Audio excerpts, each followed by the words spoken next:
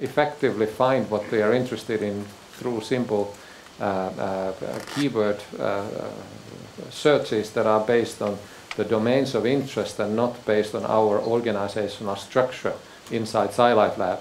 So they would just click at genomics, for instance, and they would see all the genomics associated services that are available as an example. And this would then eventually link up to specific facility websites. But the first view to infrastructures is really a very broad and allows you to see an overview of what are the capabilities at Scilifelab in that sense. So this will hopefully be online then after summer.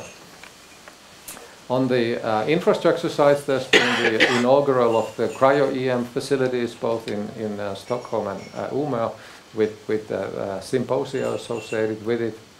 In Uppsala particularly, the new supercomputers have been brought online, and as much as we have this as a positive development, this will also continue to be a challenge to keep them up and expand as the demand continues to grow. A couple of research issues. So first of all, we have now from the Scilifelab side the so-called national genome projects that are available and open for a call. So we have a call for proposals on two topics. One is on Swedish biodiversity program, and another one is on Swedish genomes. This means human genomics, and this is biodiversity at large in all aspects. And this is about 30 million crowns that are available for these two programs, and the deadline is fairly soon, mid-June. Previously, we already have 23 funded programs through this type of an effort, and this will be the last call of its kind that we can announce based on the KAV funding available. There are some other research news like grants and so forth, but in the interest of time I will now skip this and move forward.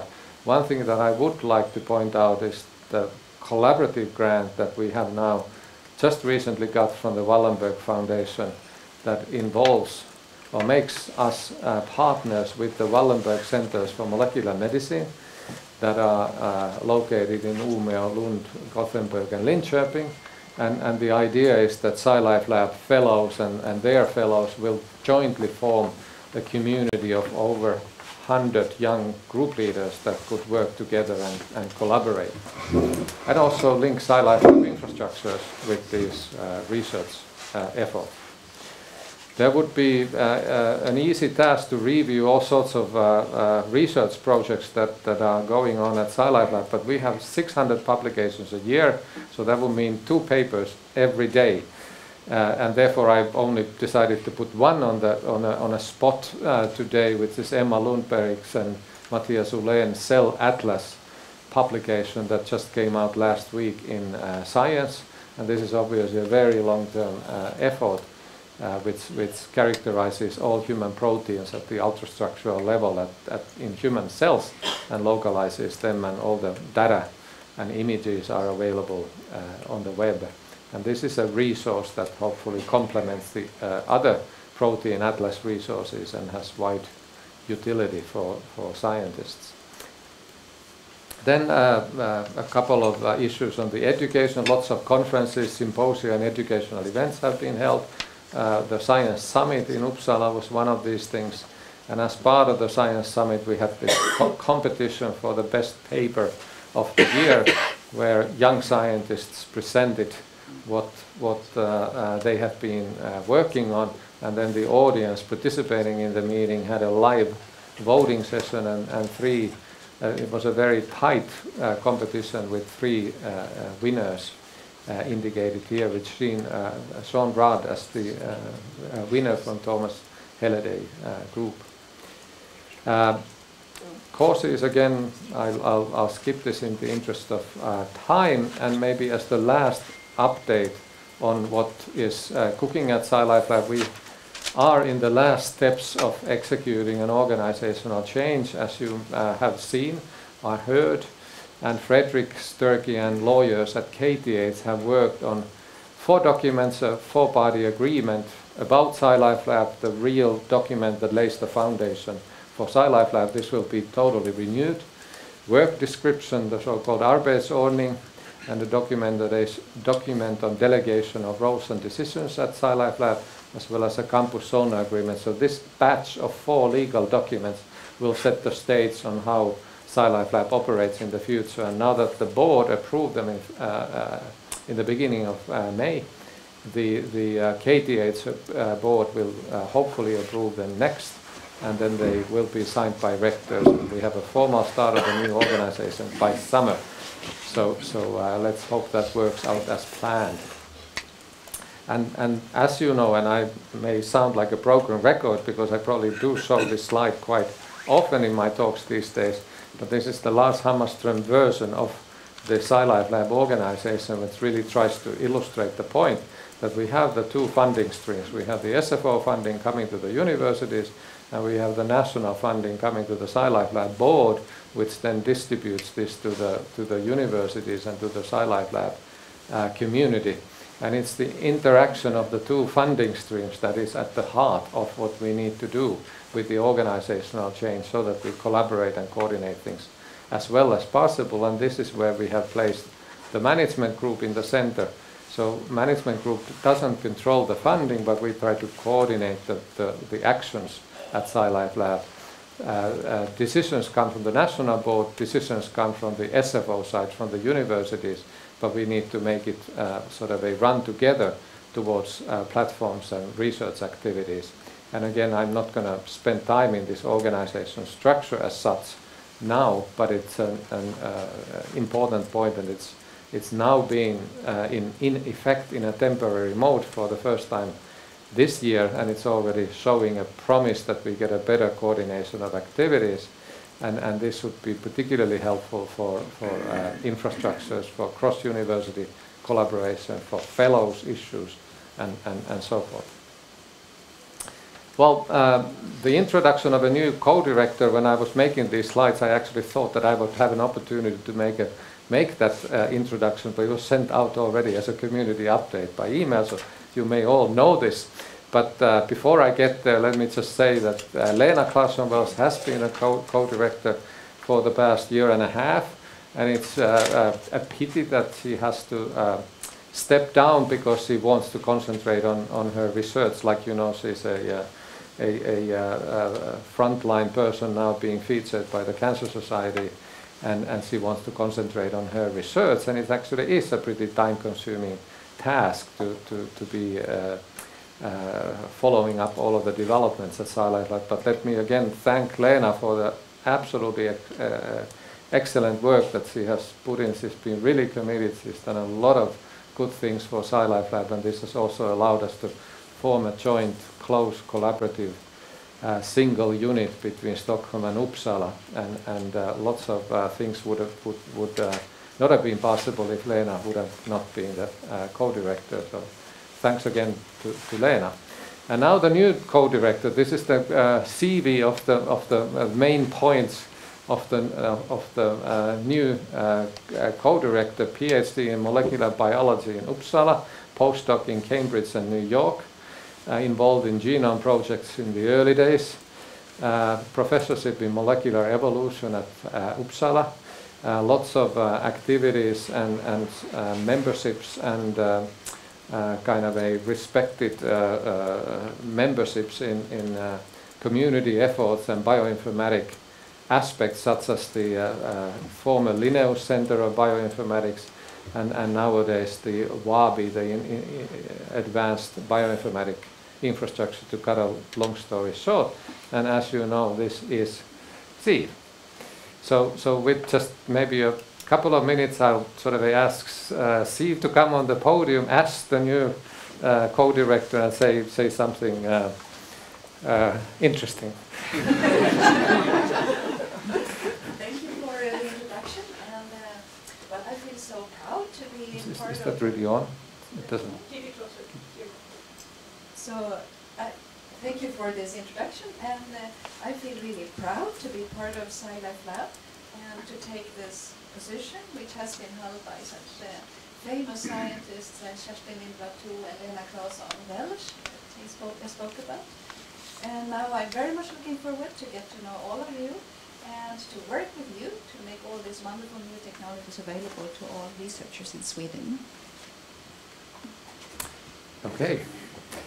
Thanks so much, Siv, and look forward to working with you, and I'm sure everybody feels the same way here. So with that, let me move on. So we have some other key appointments going on. So Annika Hjelman-Bjelsen's nomination as an interim infrastructure director was now extended up to the end of the year. Actually, this should be 2017, shouldn't it? Not 2018. And the interim scientific directors from the 4 host universities were extended also until September, if the rectors so approve.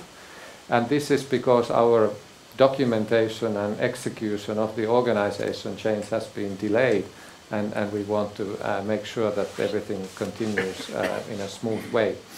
Fredrik Sturkey was nominated now from an interim head of operations to a real head of operations at the at Scilifelab. Swedish name would be Verksamhetschef for Scilifelab as a whole. So this includes Stockholm and Uppsala together, because we are one operational. We have one operational office, not just the Uppsala and Stockholm parts separately. Jochen Schwenk was appointed now as a new head of the proteomics and metabolomics platform. And for those of you who work in the infrastructures, it's important to get to know soon Lars Johansson, who just started as an infrastructure coordinator and works with Annika on organizing all of the infrastructure issues at Scilifelab. So now let me move to the point that I think is the most sort of a aspect that requires discussions and where this type of community update is useful.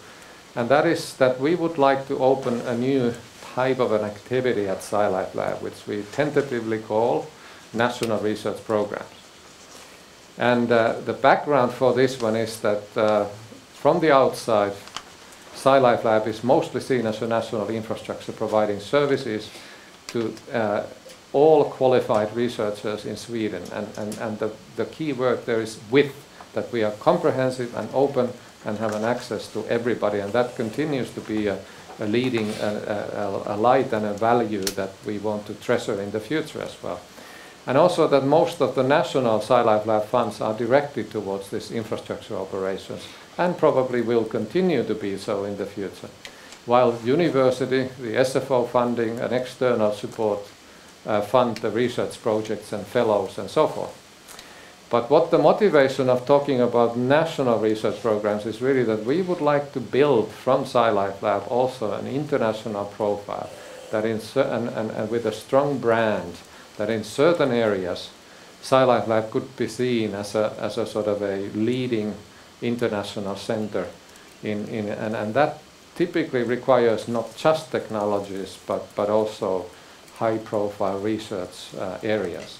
And this in a way is not at the expense of the infrastructure issues, but it's a different dimension. So here we are talking about depth, really critical mass, top 5 in the world or something like that, for a group of people who work at Scilifelab.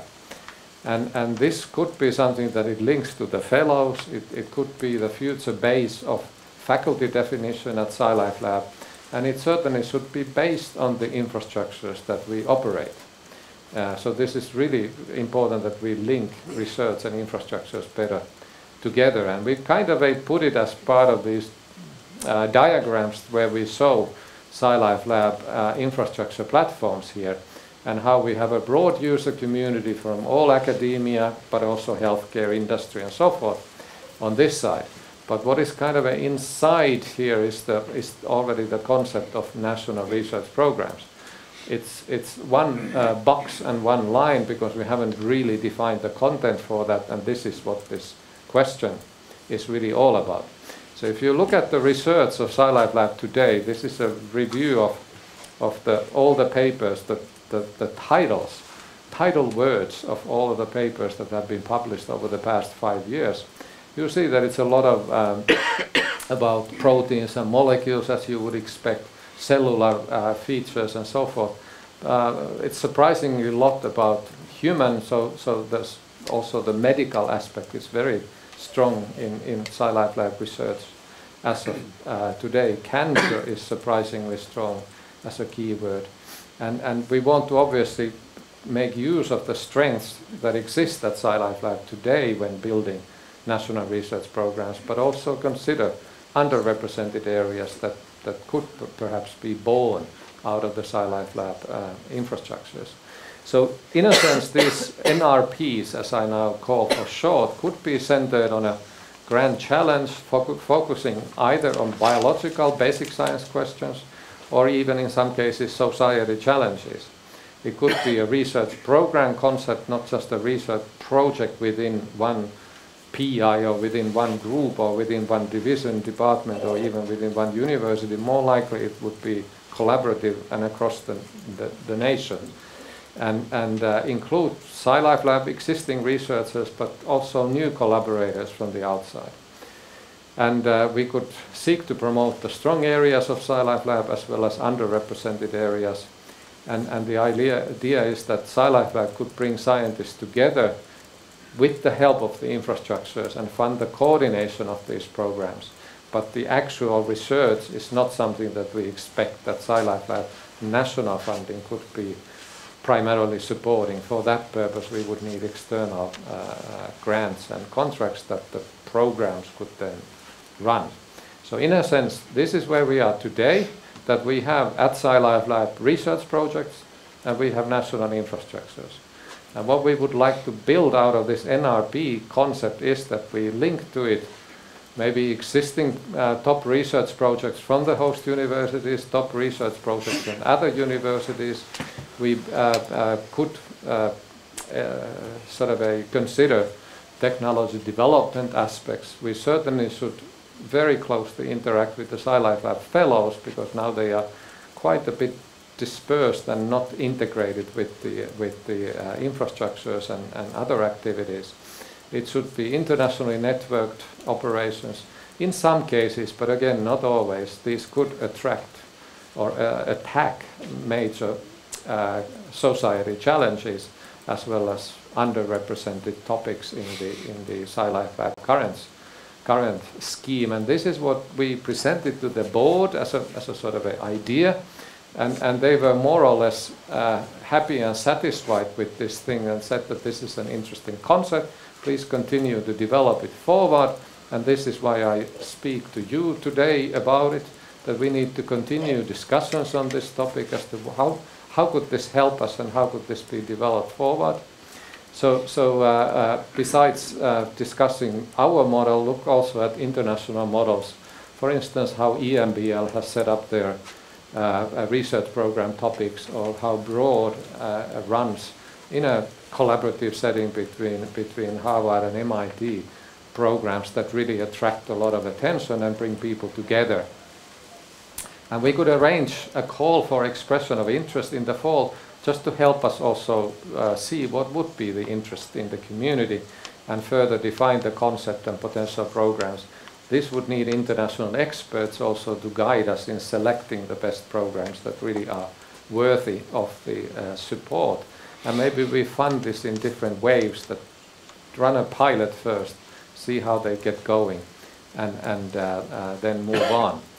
And I will now just illustrate one potential research program that has already formed before we have launched this national research program concept. And that is a program that is called Genomics Medicine Sweden. And I use this as an example to kind of give you a highlight of what these research programs could be all about. This is something which we would like to nominate as a research program in the future, but obviously cannot do it because we don't have the system in place yet. This was presented for the board by Richard Rosenquist Brandel, but I'll just show his slides now quickly. And this is a program that has been originating from the diagnostic development platform. So this is very closely related to the infrastructures that we operate today. And this is based on the concept that many European countries have already started initiatives that fund the transition of traditional medicine towards a genome-based medicine, towards a precision medicine-based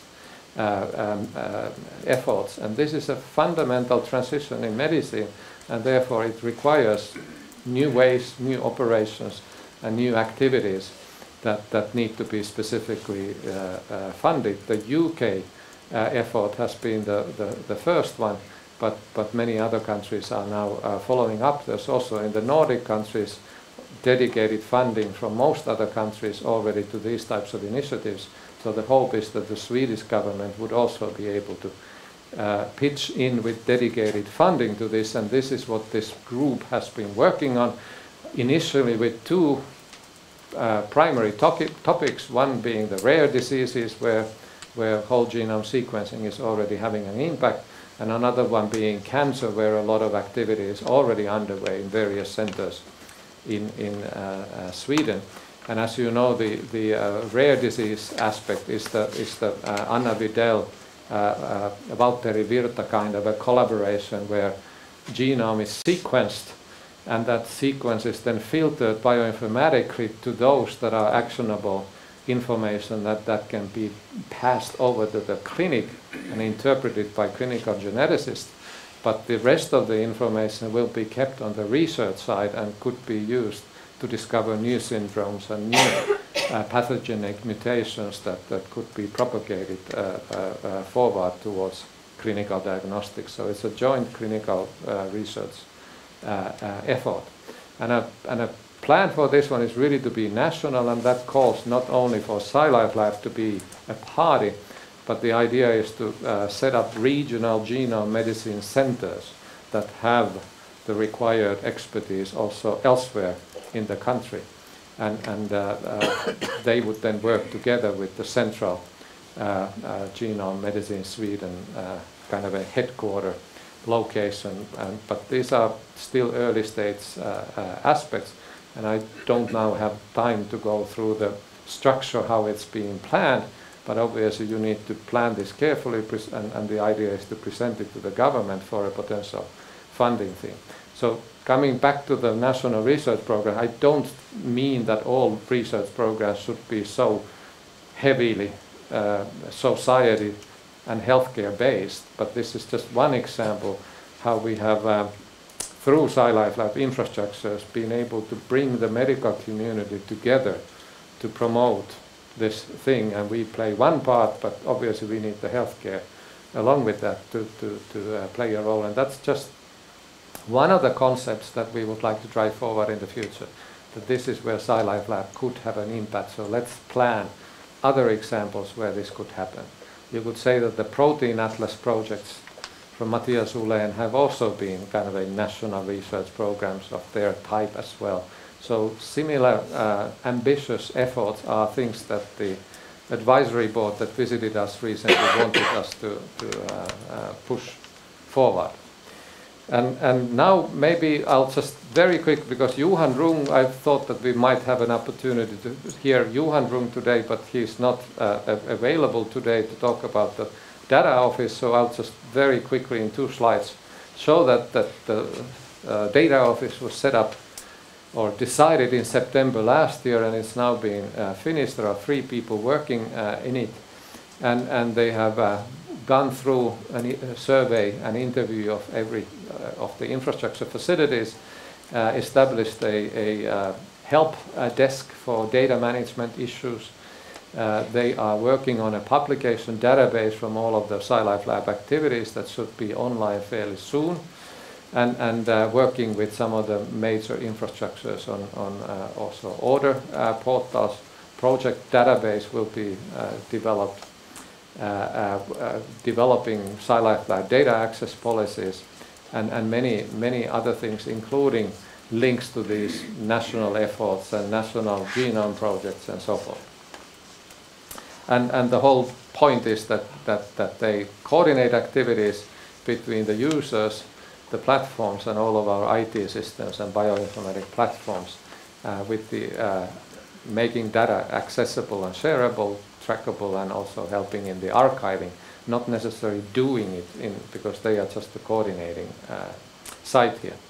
And my final quick point today is maybe on a little bit of a lighter note, and that is that, as you know, the Science and Scilifelab prize has been running over the past years, and next prize, the 2017 prize, will be a 5-year anniversary prize. And as part of this, we worked with the Knut and Alice Wallenberg Foundation to try to think about how we could elevate the profile of that prize even further. It is already maybe the most prestigious PhD student award in the world, but we could still do better work, particularly locally, in propagating it forward.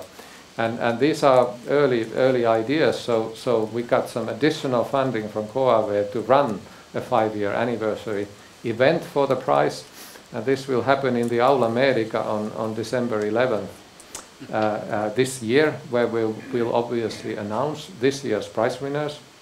But we will also invite some of the previous winners. We will have some key prominent people from the COAVE Scientific Advisory Board. They are all Nobel Prize winners. Present something, maybe participate in a panel discussion. And this will be linked to the COAVE 100 years anniversary event and chain of events that are happening throughout the year. Peter Wallenberg will be available to give the prize awards to the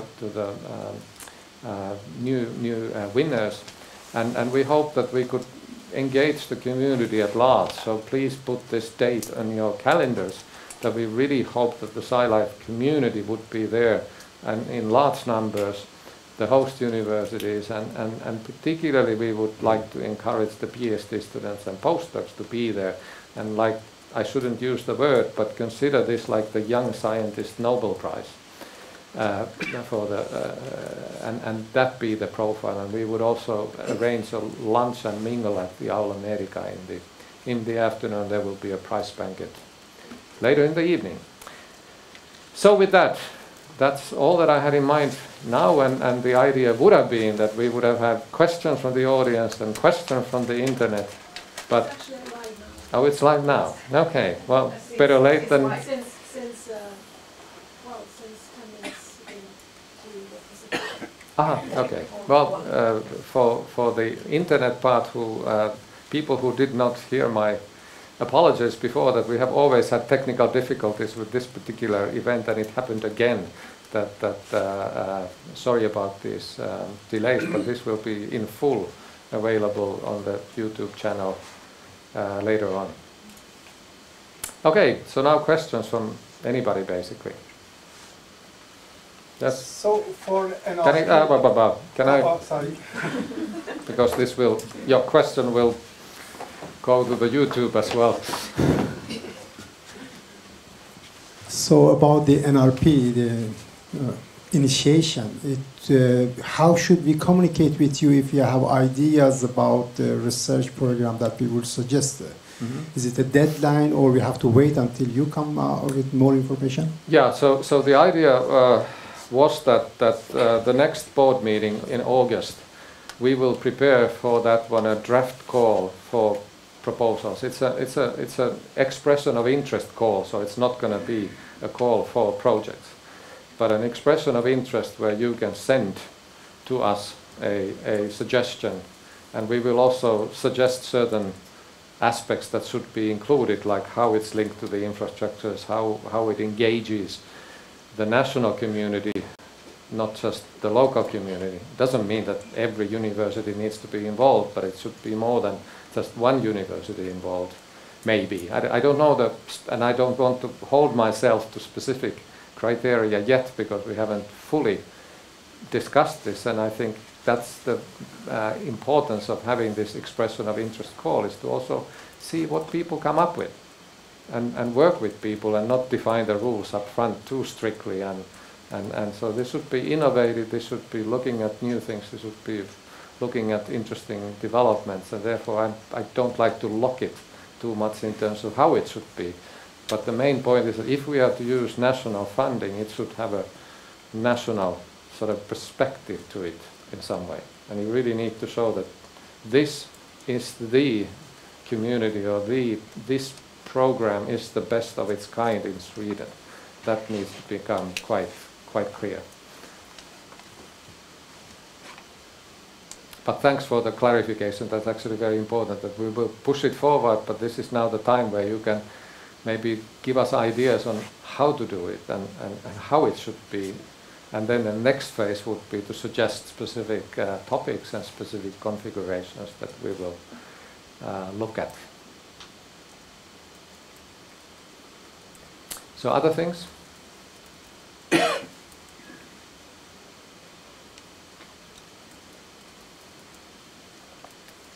Looks a little quiet. Well, you can certainly ask more than one. Yeah, good. So about the prize for young scientists, I'm not sure.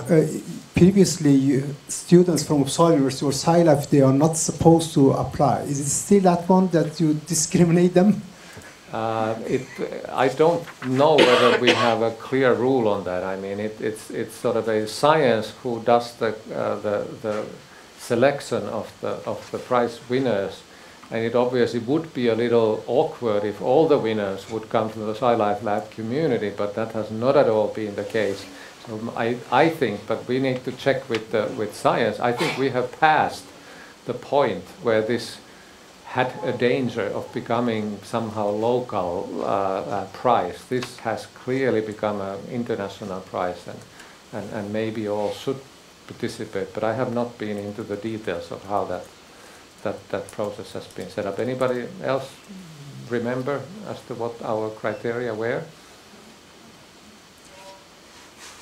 I believe it was the case that our students, they were not supposed to or not qualified to apply for all, but that was a couple of years ago. Yeah, I remember this was being discussed, but I don't recall whether we actually executed that change. But I think at least that they should be allowed to apply, because this is a totally unbiased selection of the students by the science magazine and the editors.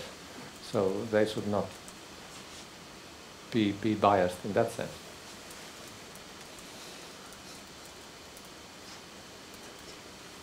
Okay. Other things? Are there any? Can we get any questions from the internet side, or do they have an opportunity to ask anything? There are no live comments. Okay.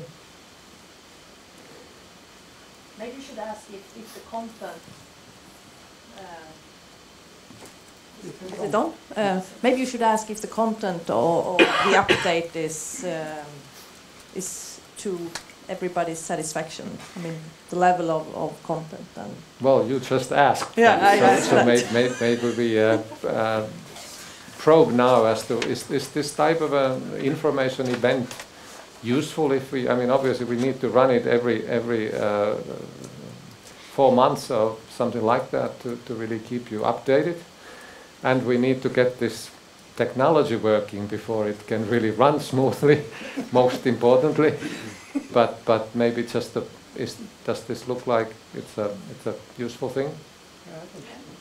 So worth continuing for us to propagate it. And now we have a question from someone. So I have information about the prize and the nominees.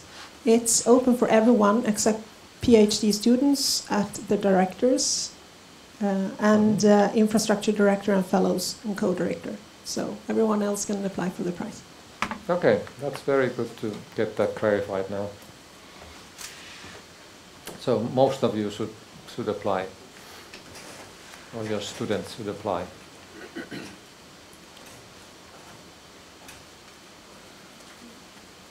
Okay, so if there are no other questions, we'll sort of close this now. And again, I remind you that this will happen in the future again, and hopefully we will then, 4th time in a row, we will finally be able to get the technology up and running as well. So next time, September 11th, and then November 13th, and these also follow the board meetings of, happening just before these dates.